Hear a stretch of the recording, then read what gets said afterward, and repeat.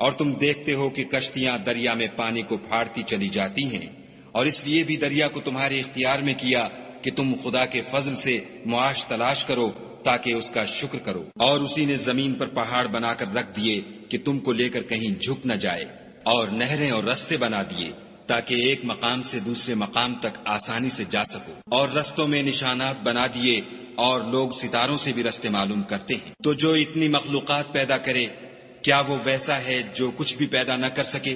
تو پھر تم غور کیوں نہیں کرتے؟ اور اگر تم خدا کی نعمتوں کو شمار کرنا چاہو تو گن نہ سکو، بے شک خدا بخشنے والا مہربان ہے۔ اور جو کچھ تم چھپاتے اور جو کچھ ظاہر کرتے ہو، سب سے خدا واقف ہے۔ اور جن لوگوں کو یہ خدا کے سوا پکارتے ہیں، وہ کوئی چیز بھی تو نہیں بنا سکتے بلکہ خود ان کو اور بناتے ہیں۔ وہ لاشیں ہیں بے جان، ان کو یہ بھی تو معلوم نہیں کہ اٹھائے کب جائیں گے۔ تمہارا معبود تو اکیلا خدا ہے، تو جو آخرت پر ایمان نہیں رکھتے ان کے دل انکار کر رہے ہیں اور وہ سرکش ہو رہے ہیں۔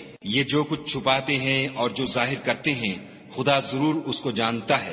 وہ خدا سرکشوں کو ہرگز پسند نہیں کرتا۔ اور جب ان کافروں سے کہا جاتا ہے کہ تمہارے پروردگار نے کیا اتارا ہے، تو کہتے ہیں کہ وہ تو پہلے لوگوں کی حکایتیں ہیں۔ اے پیغمبر، ان کو بکنے دو، یہ قیامت کے دن اپنے اعمال کے پورے بوجھ بھی اٹھائیں گے، اور جن کو یہ بے تحقیق گمراہ کرتے ہیں ان کے بوجھ بھی اٹھائیں گے۔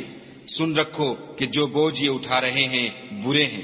ان سے پہلے لوگوں نے بھی ایسی ہی مکاریاں کی تھیں، تو خدا کا حکم ان کی عمارت کے ستونوں پر آ پہنچا اور چھت ان پر ان کے اوپر سے گر پڑی، اور ایسی طرف سے ان پر عذاب آ واقع ہوا جہاں سے ان کو خیال بھی نہ تھا۔ پھر وہ ان کو قیامت کے دن بھی ذلیل کرے گا اور کہے گا کہ میرے وہ شریک کہاں ہیں جن کے بارے میں تم جھگڑا کرتے تھے؟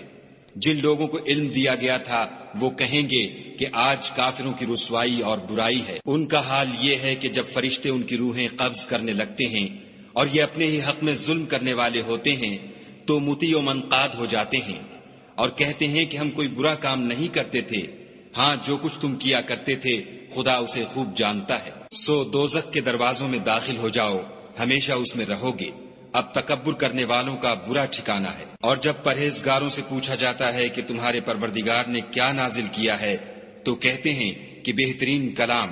جو لوگ نیکوکار ہیں ان کے لیے اس دنیا میں بھی بھلائی ہے اور آخرت کا گھر تو بہت ہی اچھا ہے، اور پرہیزگاروں کا گھر بہت خوب ہے۔ وہ بہشت جاودانی ہیں جن میں وہ داخل ہوں گے، ان کے نیچے نہریں بہ رہی ہیں، وہاں جو چاہیں گے ان کے لیے میسر ہوگا۔